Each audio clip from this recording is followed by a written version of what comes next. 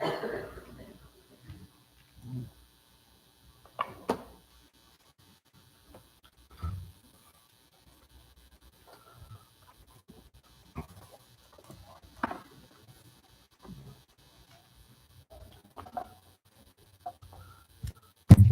evening. Once I get all dressed up here in a second, we'll be ready to start. This evening, we are continuing with our study of the history of the church. Tonight, we'll call it lesson number 9, and we'll call it Reformers of the Reformation, however you want to say it. Last week, when we talked about this, we had talked about various groups, a couple of people as well, individuals and groups that had challenged sort of the status of the church at that point. And we talked about how that last week in the lesson, there was really nobody ended in a good spot. People were persecuted and were put to death as a result of it. These are divided into two parts because the people that we talk about this evening may be a little bit more familiar to you. Definitely some of their teaching will be familiar. But these were in many cases, people who I won't say survived necessarily, but might have had a little less mistreatment than some of the other people from last week. It's important to note when we talk about this that just like we've said several times, these are not lessons that we talk for an hour and they took, a week to happen. These are things that were happening over decades or centuries in many cases. And so when you hear, when we look at one slide and we look at a second slide, this is not something that happened, and yesterday we did this and then today we did that. It takes a little bit of a while before it takes place. But we'll talk about some groups of people, actually some individuals, not groups, this evening that may be familiar with you. And then starting next week, we will move from what we call the Reformation to Restoration, which is just a couple of letters different, but will be a little more familiar with you within the church perhaps as well. I want you to think, though, before we get started, about various churches in Lincoln County, Garrett County, Boyle County, Pulaski County, wherever it might be that you're from or going home to later. But I want you to think and just give me a thumbs up or a thumbs down.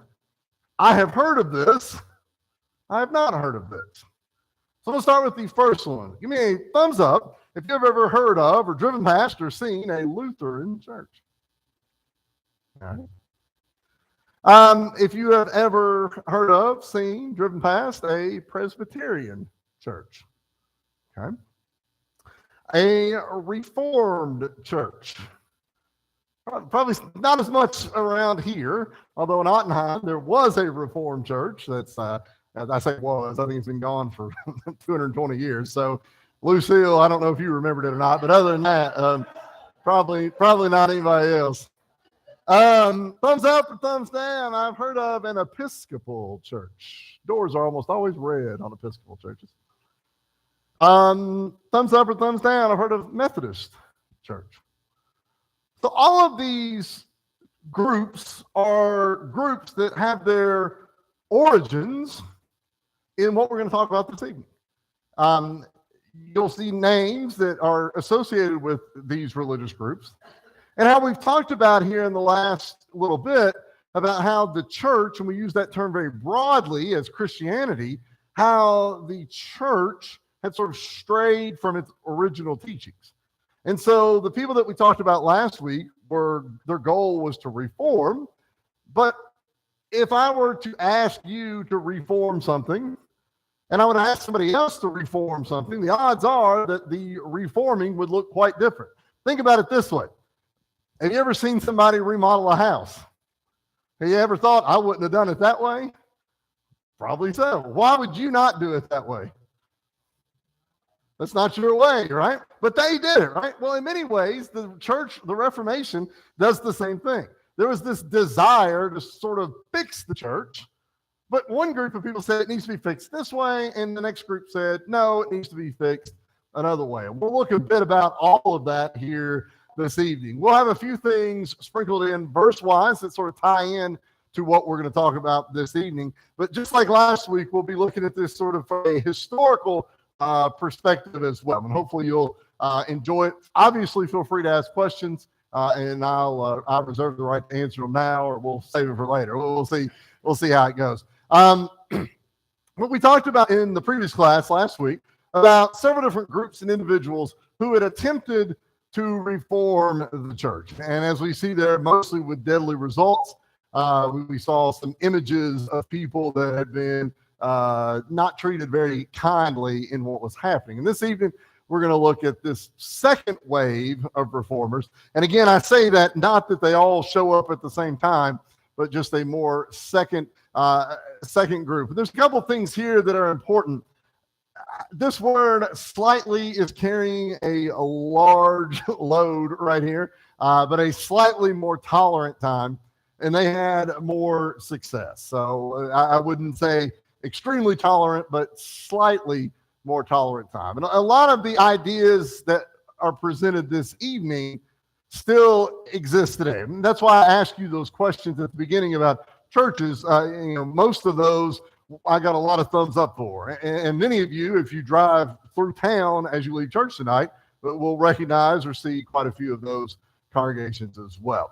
But a couple of things that before we get into further, and I've entitled this a note on the Church of Christ. I'm using the word Church of Christ right here as a title of the entity that you are in right now. Does that make sense? So we're going to see that word again, but that is, we're calling this the entity that you're in, the Church of Christ. And throughout this study, we've used the word church quite often. In the church, the way I've used the word church has been to describe Christianity. And so the idea of Christianity as the church. And so at first, we would say it was universal. That's where we use the word Catholic from. We had the lowercase c, but over time it became a large C because it was a name of an organization. But it gradually split into denominations. And so to denominate anything is just to break it down into parts. You may remember the term denominator from math class a long time ago, but you're breaking it down into parts right there. But these organizations, the church was split into denominations and was modified in, again, a word that's carrying a lot of weight, numerous ways. There are numerous churches and entities or organizations. If we use the term Church of Christ, that term was used actually quite often. You're going to see a couple of examples of that here this evening, but it's used to describe, as we've said here, any number of religious institutions.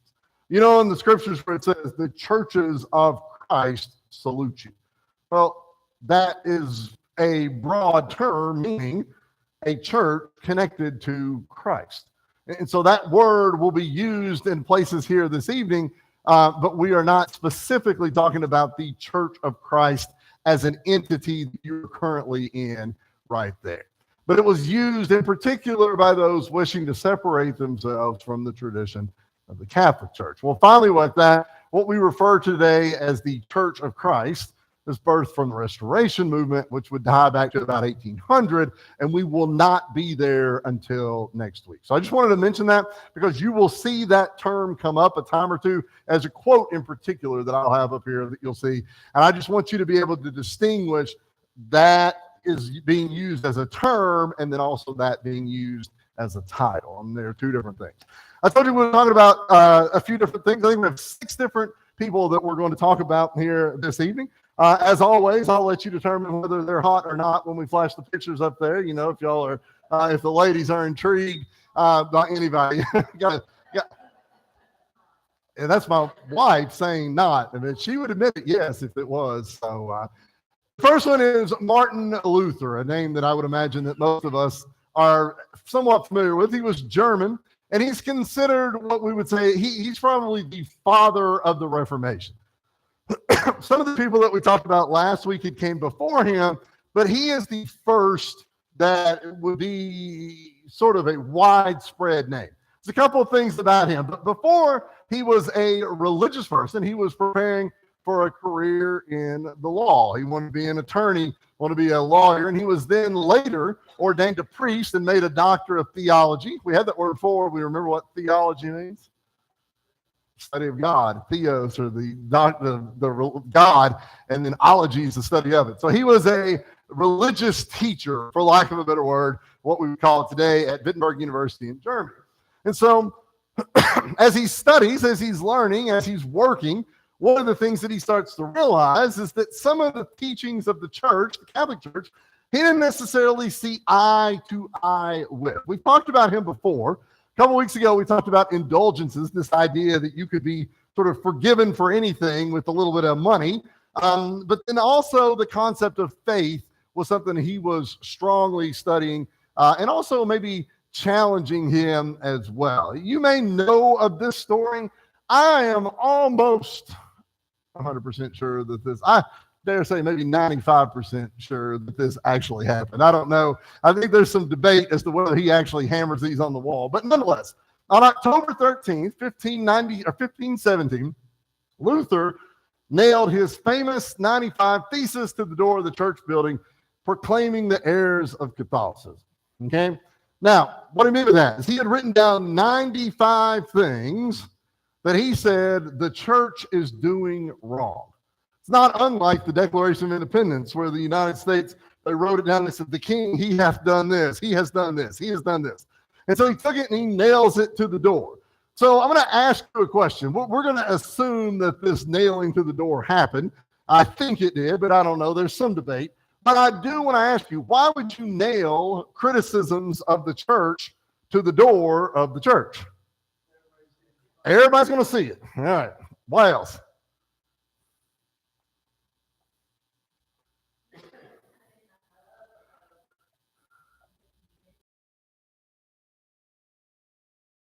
Hung on. So you go there and you say, what is this? Well, I say, what is this? Because most people wouldn't have been able to have read it, although by this point, we do have printing and was starting to emerge.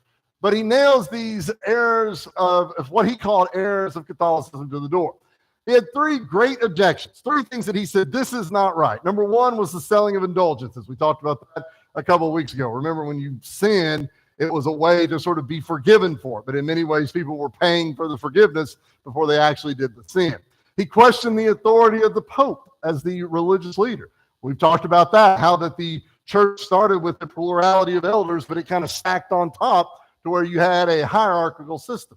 And then he also questioned the doctrine of transubstantiation, which we also talked about a couple of weeks ago, the idea of the blood, of the bread becoming the body, and the wine becoming the blood. So those were his three biggest criticisms. He asked for a debate. He said, I want to debate someone who would defend them, because he said that the people need to be able to hear both sides of the argument. And there was a man by the name of Dr. John Eck, who also was a religious teacher. And so they debated these issues. Now, this may seem like sort of a simplistic thing, but this was a rare chance for the church, for somebody who disagreed with the church to be able to stand up and explain what they disagree with. What have we seen so far? Anytime someone disagreed with the church, what usually happened to them? They were often punished. They would many times even killed for doing so. And so even though this would be a potentially dangerous thing for him to do, he was still willing to do it because he wanted the people to be able to hear it. Remember, these are people that were largely uneducated, at least in the sense the ability to read.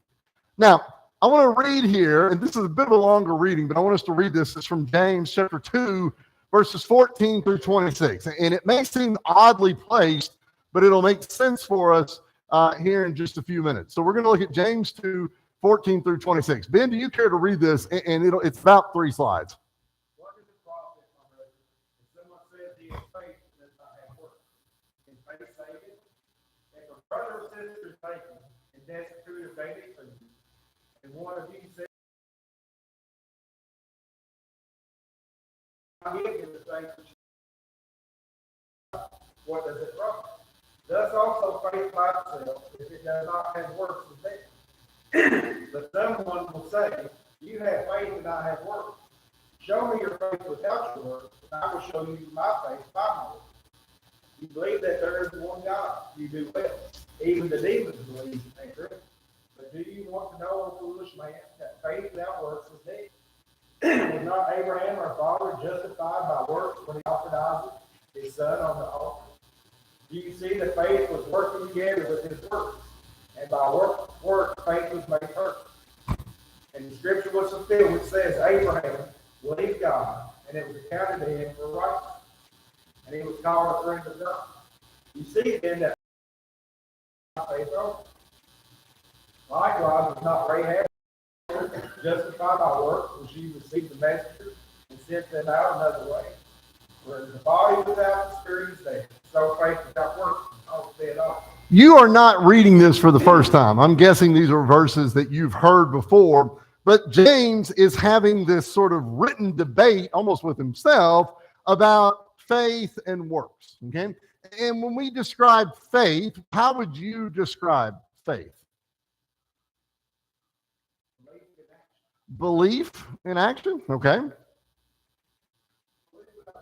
Belief without seeing, I think that works pretty well right there. By its nature, faith really can't be seen because it's not something that you'll be able to see. It's not something that it's sort of a striving for, I guess you would say, with faith.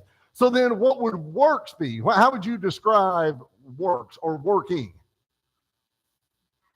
An act, yeah, a job. Many of us maybe had to work today and we had tasks that we had to perform. Or if you're retired, maybe you remember those in the past. And so this debate here, this discussion about faith and works is the center of what Luther actually talked about. And his primary teaching point was what we would call justification by faith only.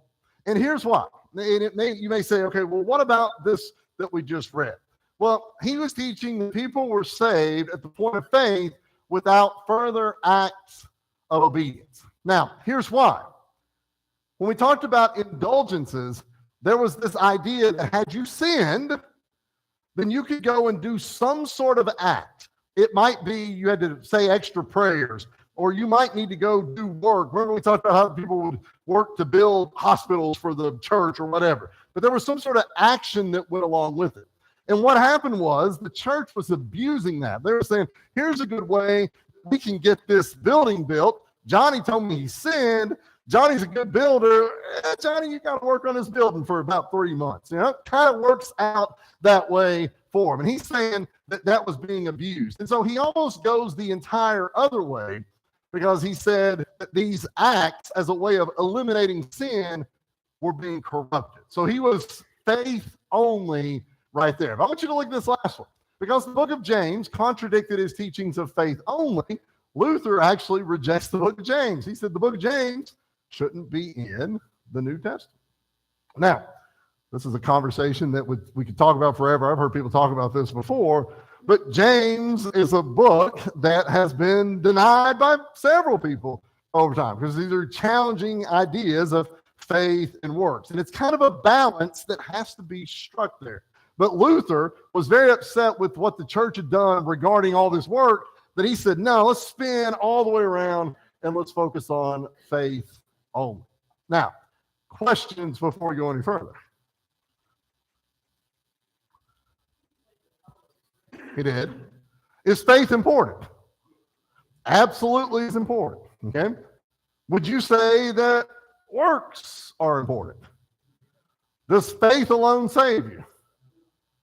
Does works alone save you? So they got to, we see they got to jive together. Go ahead, Mary.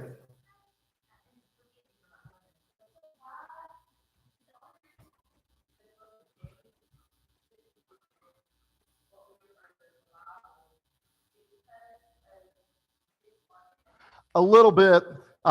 This also, there's some debated points between the teaching of Paul and the teaching of James that we've talked about before, we're going to talk about tonight, that would seem some ways to be contradictory to each other. I'm sorry, I didn't answer that great.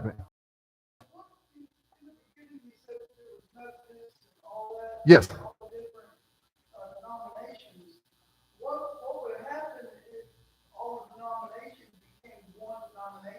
So can we hold on to that? Can we save that question for just a little bit, and we'll go back to it. Any other questions regarding this, though? So before we go any further with anything else, Luther, and this is him, is excommunicated. And that's a kind of fancy word for basically getting kicked out of the church. But he was criticized. He was placed on trial. He was excommunicated from the church, even though he continued to preach. Now, he had to go hide for like a year for this to take place. And so he ultimately was not killed, which is a huge difference from a lot of people we saw last week who were killed for their teachings. But he had to hide for what he did. But I asked you at the beginning, have you heard of a Lutheran church? And Luther, obviously, the name comes from him there. But he had begged his followers, people that followed him, to not call themselves after him. And truthfully, they did. The name sort of stuck as more of a descriptor rather than a church title. But people who followed Luther, who had some Lutheran ideas, became the Lutheran church. He wanted people to call it, name it after Christ, but they didn't do so. All right, so that's our first person, Martin Luther. All right, here's a second name that you may have heard of, John Calvin. Calvin, there's not a Calvinist church in the title, but you'll see Calvinist beliefs in churches. But he was born in France, and not unlike Martin Luther, he started studying law, but later he went into religious studies as well. He studied in Geneva, Switzerland. This is important. Even today, Switzerland is a neutral country, but Geneva was a city that was accepting of religious beliefs and studying that not all cities were. Most places you had to believe what you were told by the local government, but this was one that there was some freedom. So a lot of early church thinkers sort of emerged out of there. In 1533, so he's fairly young, 24, 25 years old there, he renounces Catholicism and he embraces what we would call the Reformation, this idea of changing. And he formulated a basic structure of 5 points. He said there are 5 things that matter when it comes to religion. You may be familiar with these, and we'll get to them in a second. But he's the founder of what we would call Presbyterians, all right? Not necessarily, we'll see another Presbyterian in a second, but if you see a Presbyterian church, it traces itself back to John Calvin. Puritans, you may be familiar with the people who came across the boat on the Mayflower, right? It's almost Thanksgiving time.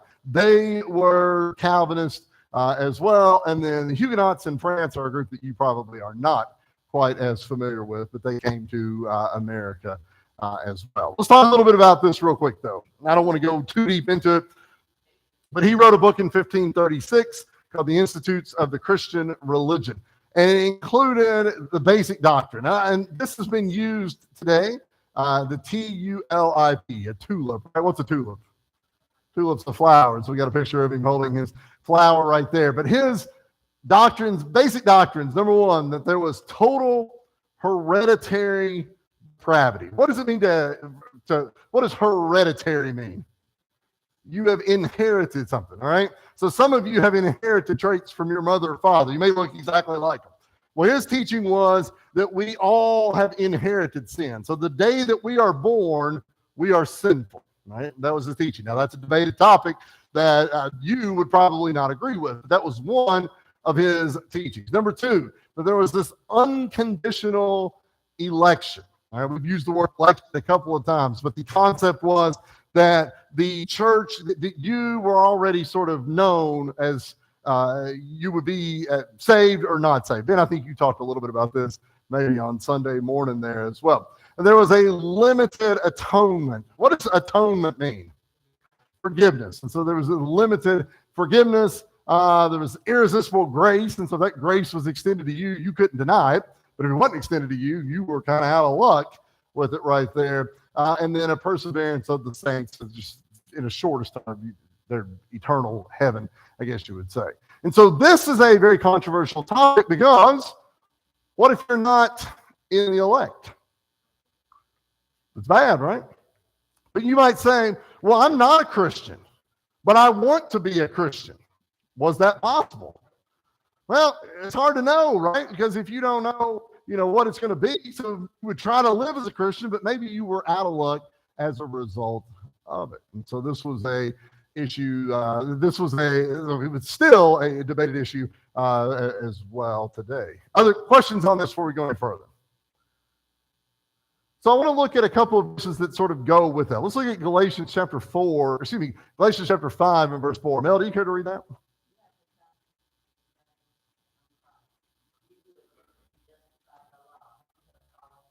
So this is in Paul's letter to the Galatians, but it says, you have become estranged from Christ. We're probably familiar with estrangement like in marriage, right? They were married and they are estranged. What does estranged mean in the marriage sense? You're separated. But you can't be estranged from somebody you've never what? You've actually not been married to them in the first place, right? And so when Paul's telling the Galatians, he said, you were connected to Christ, but now you have become estranged. So I am a Christian, but now I'm not. Well, that would fly in the face of this idea that I was already elected, right? I've chosen to be a Christian, but maybe I could also fall from it. Let's see the second one. Hebrews chapter 6, 4-6. So Andy, care to read that?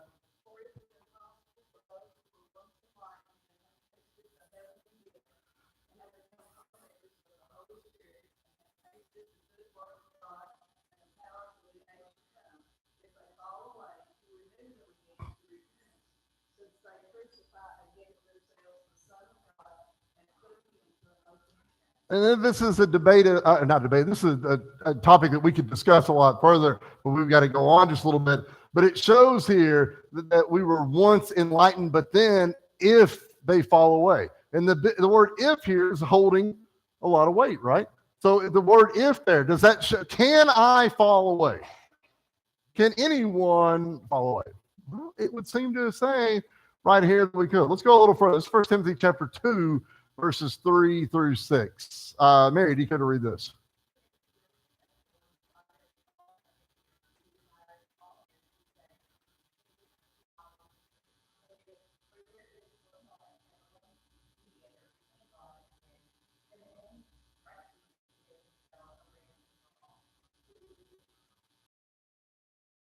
I want to go back just a second to the idea of a limited atonement and an unconditional election. If we look at this right here, that's writing to Timothy, it says, it's good and acceptable in the sight of God, our Savior, who desires all men to be saved. Tell me what the word desires there means.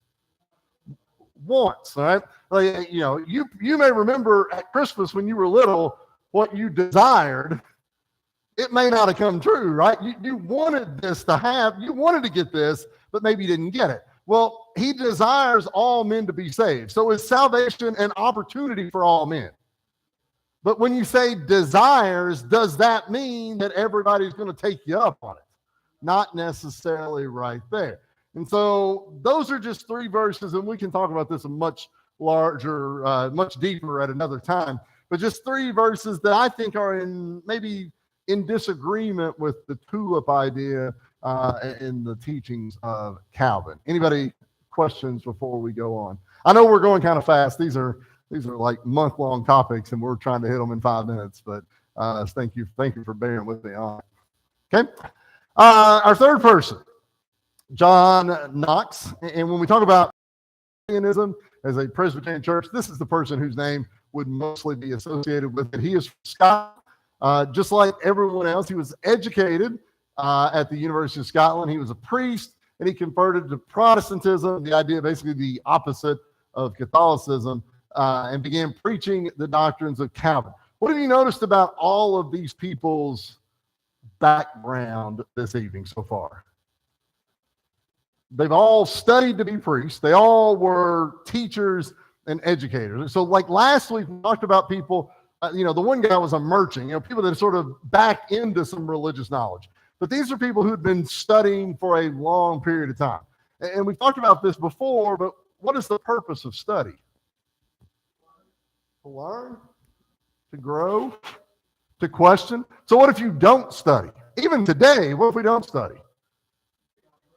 We're going to limit our growth, right? We're going to be restricted as to what we would be able to know. So all of these people were studying. Now, I'm not saying that what they came up with, the solution that they came up with, was necessarily right or wrong. I'm just saying that you give people more information, more ability to study, they're going to learn a little bit more there as well. He would be what we would call the founder of the Presbyterian church here today. Now, I say that because I want to look at this verse. And this sort of goes to what Tom was asking about just a minute ago. This is 1 Corinthians chapter 1 and verse 10. Boo, do you care to read just this verse right here?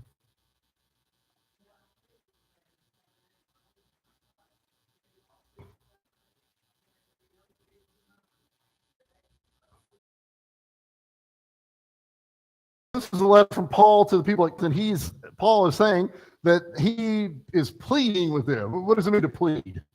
We'd use the word beg right there. There's a difference, and I'm asking you to do something, and I'm pleading with you to do something. But he said he was pleading that they all speak the same thing, that there be no divisions among you. Now, 1 Corinthians was written in the 1st century AD. This was written probably no more than 50 years after Jesus had died. So it's actually probably about 30 years after Jesus had died. So this was early Christianity. There was already a breaking apart or division. And what he was saying is he said that I plead that you would all stay together, that you would all be together. But what we're seeing is that in the last few weeks, the church had sort of split. It had severed, it had broken apart, and it would continue to break apart. So to come back to your question there a minute ago, if there's 20 churches in Lincoln County and all churches sort of emerge back together and they all align their beliefs, I think that would be what Paul is saying would be really good. Why would that be difficult? You would have to give up core beliefs. And they're not just core beliefs that we thought of yesterday, because I might be able to give up a belief from yesterday. But these are beliefs that have been sort of developed and sort of hammered in on people for 500 years. Well, I think that's where the study comes from. That's the desire. And the problem with the question of who's to say who's right is if you went to 20 places, who's going to be right? All 20 of them, right? That's going to, no matter where you are, I don't think anybody's going to say, well, I know I'm wrong, but we're going to go here anyway. Nobody's probably going to say that. And so I'm sorry, which causes confusion, and it also would entrench your division even further. It's a good question, but I appreciate you waiting for about 5 minutes for us to get there. Now, the fourth person, by the way, not the most attractive one on the board tonight.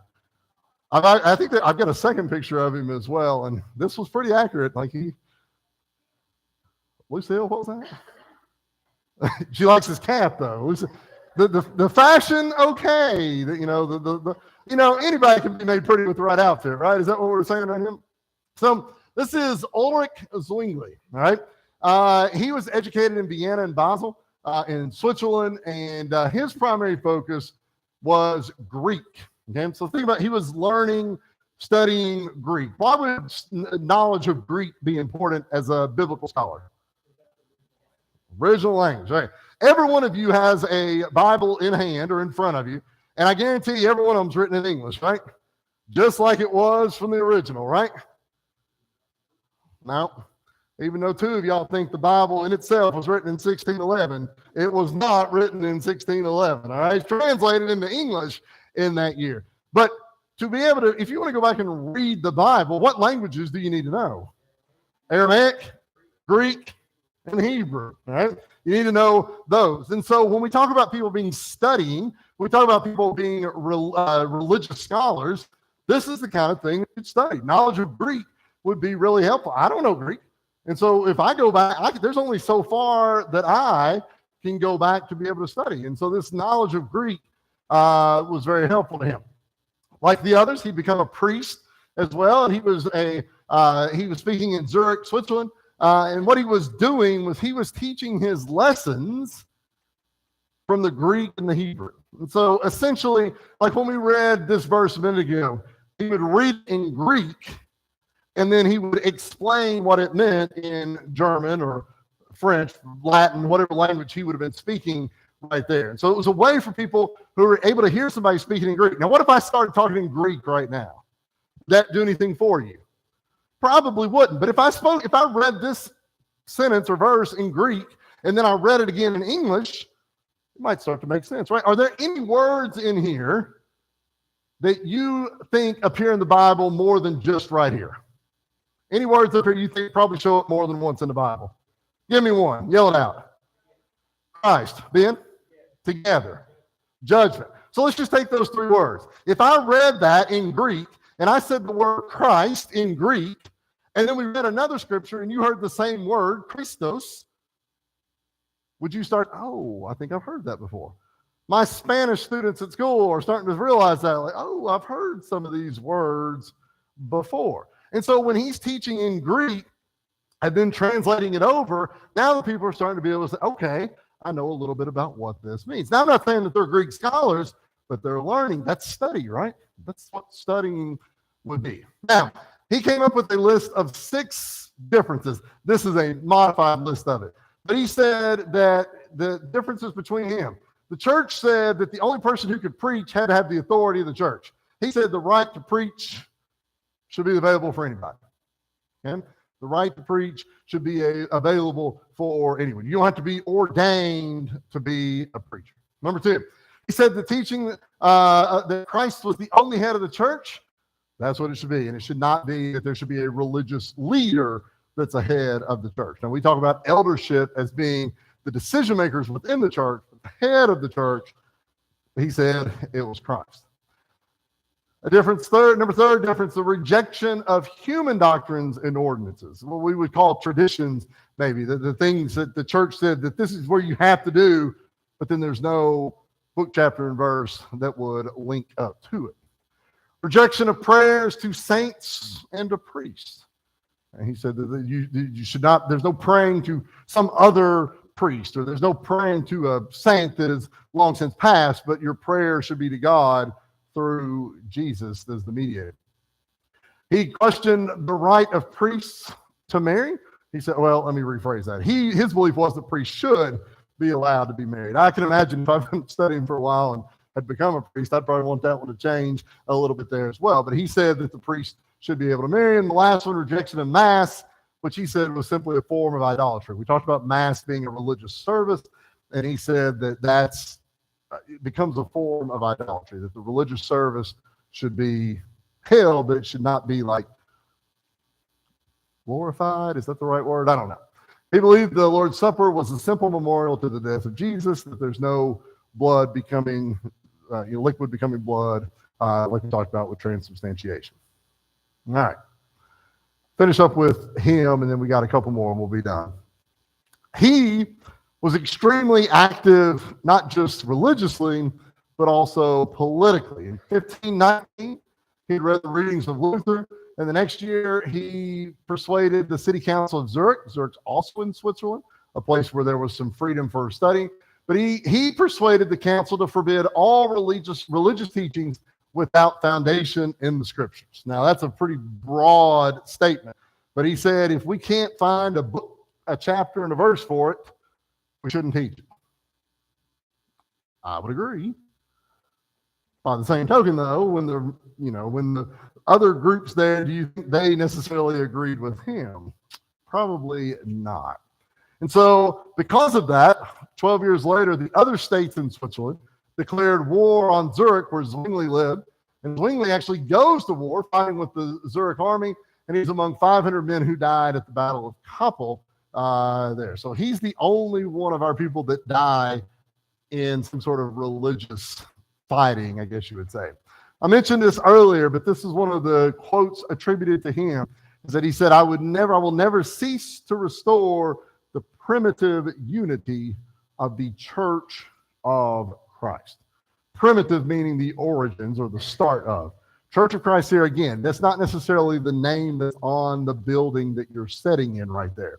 But the idea that the church that the Bible talks about, that Christ had died for, his belief was that they had to be returning to those kinds of teachings. That'll sound familiar going into next week. I think I have one more up here. No, I have two more, I believe. But we'll go quick. This is Susan, thoughts? He is. This is Henry VIII of England, all right? Henry VIII of England. He's a little bigger in this picture, but was described as being a great athlete there with England. But you're probably familiar with him maybe in a couple of ways. First of all, he was married 6 times. He was married 6 different times. This is his first wife right here. It was Catherine of Aragon. She was princess. She was the daughter of the king and queen of Spain. But he had been married to her for about 20 years. They had 1 child, a daughter. And he said, gonna need a divorce. Gonna need a new wife. She is not helping us have a son. Now, why would the king want to have a son? You got to pass it down, right? You got to pass that down. Why do you think the man who's been married to her for 20 years might want a new wife? Y'all scared to answer. I asked the same question. In class. Why might the king who's been married to her for 20 years might want to be the newer model? That's right. You got to trade in right there. Here's the problem, though. Here's the problem.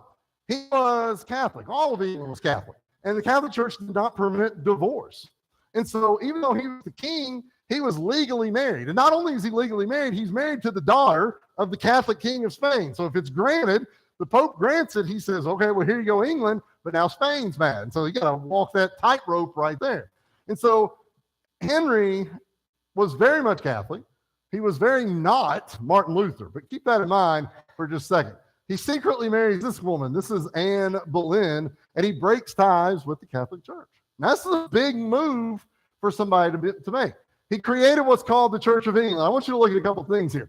He was excommunicated by the Pope, and so along with Parliament, he organized what was called the Church of England. This is it's Anglican, what we would call Episcopal Church today. Religious beliefs were similar to those of the Catholic Church, except for one really big reason. There was the right of divorce, not for you, for the king, right? Now, I've oversimplified it a little bit, but the reality of it makes me question, why did they create a new church?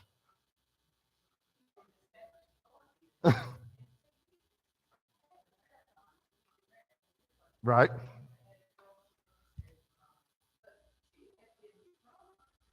Brother who died. He did. And that's way deep. That's a world history class in and of itself. But the point of that being is that they were looking for this sort of religious idea. And so you may have heard the term that politics makes strange bedfellows. Well, sometimes he had to mold his politics to fit what he needed. Anne Boleyn was a lot younger than him. They do marry. They had a girl as well. Didn't have a boy. They had a girl, you may know her, Queen Elizabeth I from way back when. But after a while, she starts, I think, cheating on him because she was younger and he was older. So had her put to death. He ends up marrying 4 more times along the way. They ultimately do have a son. He and his 5th wife, I believe. They do have a child. And that child was a boy, and so he became king, but he was only king for like a couple of years. He was sickly, and so all ultimately goes back. They had to change the law that would allow a daughter to be queen. You've seen Queen Elizabeth II, who died a couple of years ago. She was one of the queens. You may have heard of Queen Victoria or Queen Anne. Some of you have furniture or houses that are shaped in a style like that as well. Cherries, Queen Anne cherries as well. All right. All right, last one for us right here. We talked about the Methodist Church. This is John Wesley. Wesley, notice again, while studying at Oxford. By the way, of our 6 tonight, 5 were studying. 1 just didn't like his wife. But while studying in Oxford, they had developed a club. It's called the Holy Club. In reality, the actual term that was sometimes referred to it was the Methodist Club. That's a word that we still see on churches today, but it was called that because of its methodical religious exercises. What does it mean for something to be methodical?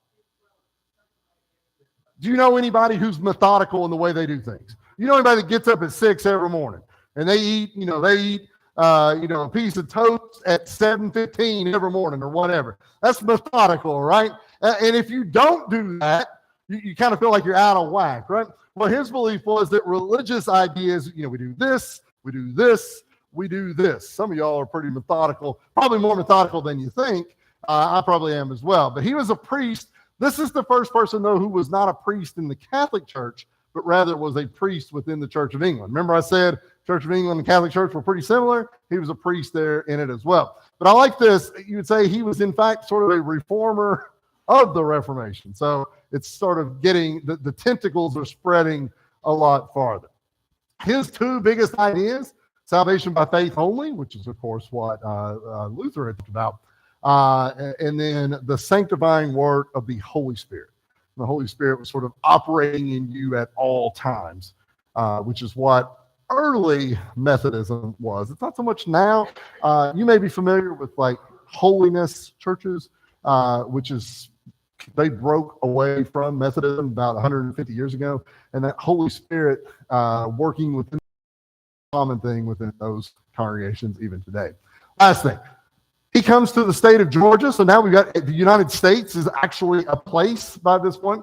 And while he was studying here, he met some people who exist today. Although the Methodist Church today exists in a few different, there's United Methodists, there's also other more conservative Methodist groups as well. He didn't actually leave the church. He was a member when he died. And he said, 1 John 4:19 is the summation of the entirety of Christianity. 1 John 4:19 says, we love him because he first loved us. I think you would agree with that as well. Yeah. Yeah. Yep. Absolutely. Absolutely. So you do start to see a little bit more of that. So I want to finish up. This is not really, you might be interested, but by the what does it say, 18th century right here, 16th, I got to get glasses, I can't see. All right, this map sort of shows the different religious groups that we've talked about. So we talked about Roman Catholic, Lutheran, Calvinist, Church of England, Eastern Orthodox, which we didn't talk about, but it's over here, Russia and Greece and some of these other places. Muslim, which is obviously not Christianity, and then some mixed. But you can see groups were within their countries. Now, what will happen then is all of these people start moving to the United States.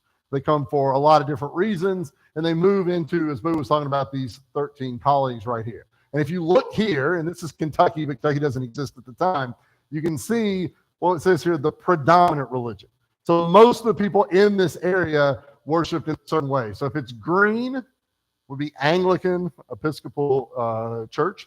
If it is the orangish yellow color, Congregational, that was Calvinist, was the Puritans, the Pilgrims, the land of Massachusetts, Lutheran, and then Presbyterian. And then there's a few spots here as well. There's newly emerging group, and then Roman Catholic and Jewish. And then the Reformed churches we talked about earlier, Dutch, German, French, and Quaker. And those are all the little dots here and there. So the point of this was to show you different religious groups that emerged during the so-called Reformation.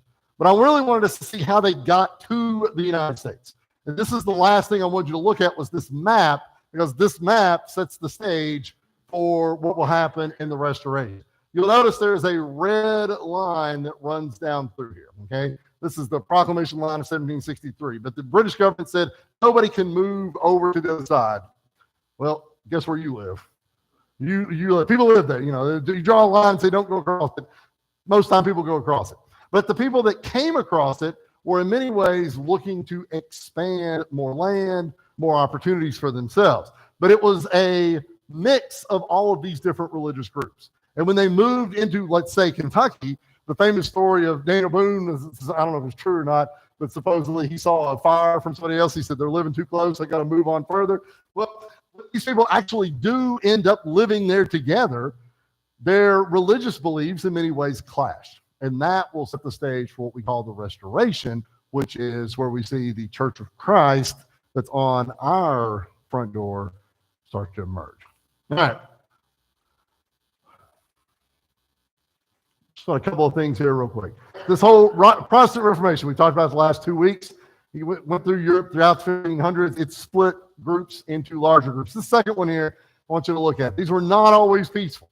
In fact, during this time, there were a lot of wars. One was called the 30 Years' War because it lasted for how long? 32, but that's a good thought anyway. All right, and it saw, this is what's important.